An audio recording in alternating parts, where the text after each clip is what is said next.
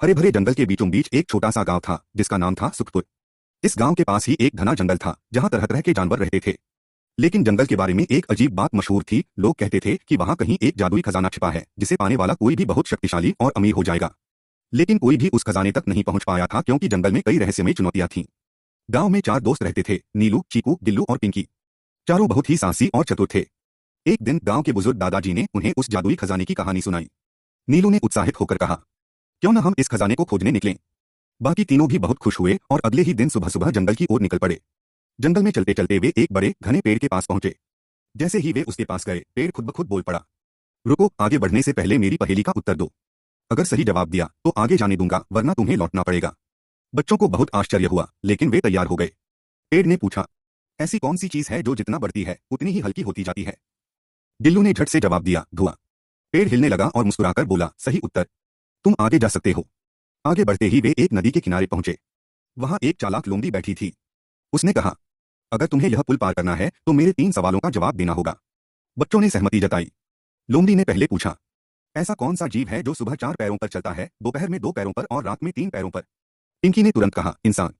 बच्चा 4 पैरों पर चलता है, बड़ा होकर 2 पैरों पर और बूढ़ा होने पर लाठी के सहारे 3 पैरों पर। लोमड़ी मुस्कुराई और दूसरा सवाल पूछा, ऐसी कौन सी चीज है जो बिना हिले डुले पूरी दुनिया में घूम सकती है। चीकू ने जवाब दिया, सोच और कल्पना। लोमड़ी ने खुशी से सिर हिलाया और आखिरी सवाल पूछा, ऐसी कौन सी चीज है जो टूटने पर कोई आवाज नहीं करती।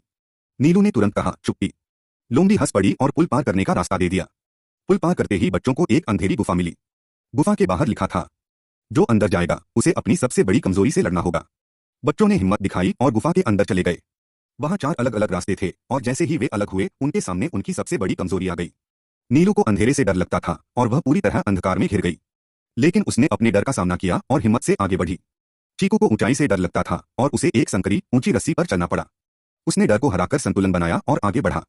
गिल्लू को अकेले रहने से डर लगता था। उसे एक ऐसी जगह छोड़ दिया गया जहां कुछ समय तक कोई नहीं था।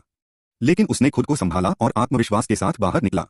पिंकी को हारने से डर लगता था। उसे एक खेल खेलना पड़ा जिसमें हारने का खतरा था। लेकिन उसने सीखा कि हारने से भी बहुत कुछ सीखा जा सकता है। जब चारों बच्चे अपनी अपनी कमजोरियों को हरा चुके थे तो गुफा का दरवाजा खुल गया और वे बाहर आ गए।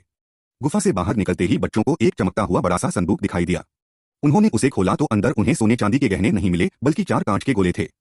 जैसे ही उन्होंने उन गोलों को छुआ, एक आवाज आई, बच्चों, तुमने अपनी बहादुरी और बुद्धिमानी से इन चुनौतियों को पार किया। यही तुम्हारा असली खजाना है, ज्ञान, आत्मविश्वास, धैर्य और दोस्ती।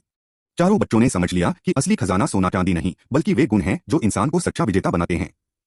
वे खुशी खुशी गांव लौट आए और वहां के लोगों को अपनी रोमांचक यात्रा के बारे में बताया। गांव वालों ने उनकी हिम्मत की खूब तारीफ की और सभी बच्चों ने उनसे